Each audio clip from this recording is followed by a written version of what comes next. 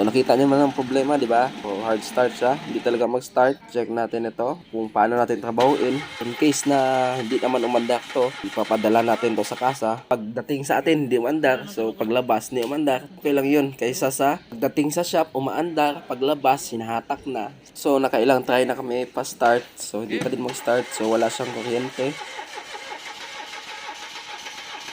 Lobat na yung battery namin.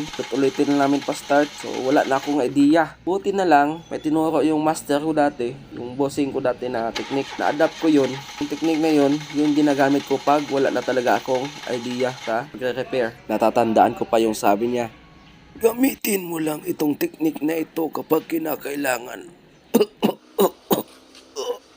So ito na ang panahon para gamitin yung technique na yon. So ito yung technique ng panghihilot. So hilot-hilotin lang natin tong unit na to hanggang yung kanyang pakiramdam. Tayo nga kapag hinihilot, gumagaan ang pakiramdam.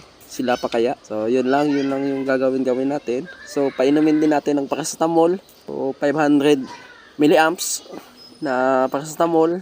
So lagay lang natin dyan sa may remote nya. Kasi hindi ma-detect ng immobilizer yung susi, kaya ganyan ang nangyari. So after that, so ito na yon.